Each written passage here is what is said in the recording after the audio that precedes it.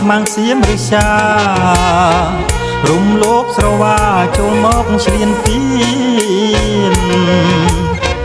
រៀនការបានចិត្តគ្មានគិតចិត្តហ៊ានវិទីរុករៀនឃើញស្លូតស្រែកឃ្លានគ្មានមិត្តសត្រូវ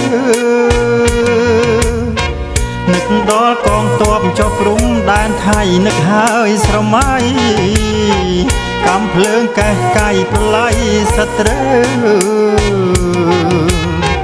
គោកមូនកោកខ្ពស់អំពិលបេងនៅកណ្ដាលព្រៃជ្រៅ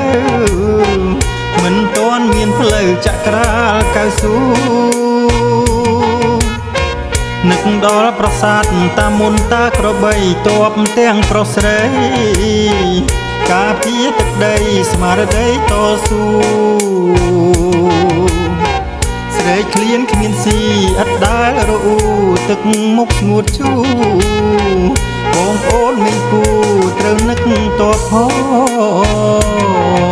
ងដឹកស្បៀងព្រៀងស្កាត់ណាត់គ្នាពីម្សិលឧស្សាហ៍គុំខ្ជិលបនទាយអំពិលទល់ដែនប្អូនបងត្រូវគិតដល់តបកាពារជាតិផងចិត្តត្រូវគួចចងតបជាចំណងចងចិត្តឲ្យបានអូតដមានជ័យដែនដីវឹកវរមហានគរតែតបយើងឈរទប់សៀមរៀនការសង្វរភូមិក្រោយឲ្យដឹងគ្រប់ប្រានខ្មែរញាតសន្តានលើកស្បៀងដាក់ឡានបានទៅហៅផងលើកស្បៀងដាក់ឡានបានទៅហៅផង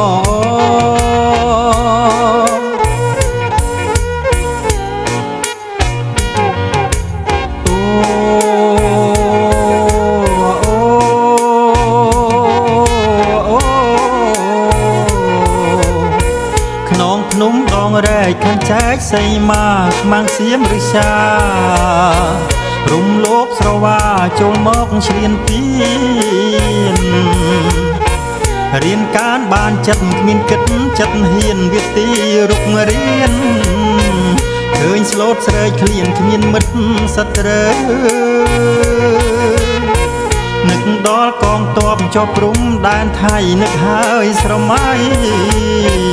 កំភ្លើងកេះកាយប្រឡាយសត្រូវគោកមូនកោកខ្ពស់អំពិលបេងនៅកណ្ដាលព្រៃជ្រៅ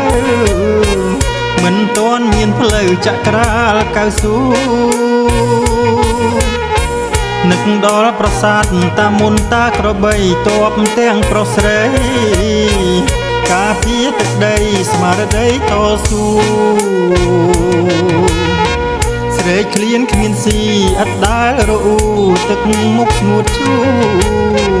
បងប្អូនមេគូត្រូវនឹកតបផងដឹកស្បៀងព្រៀងស្កាត់ណាត់គ្នាពីម្សិលឧស្សាហ៍គុំខ្ជិលបនទាយអំពិលទល់ដែនប្អូនបងត្រូវគិតដល់តបកាពារជាតិផងចិត្តត្រូវគួចចងដបជាចំណងចងចិត្តឲ្យបានអូតដមានជ័យដែនដីវឹកវរមហានគរតែតបយើងឈរទប់សៀមរៀនការសង្វរភូមិក្រោយឲ្យដឹងគ្រប់ប្រានខ្មែរញាតសន្តា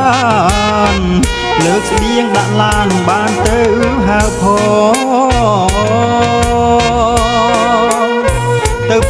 ទៅផងបងប្អូនសុំទៅដែរទៅចែកស្បៀងជូនបងប្អូនកងទ័ពយើង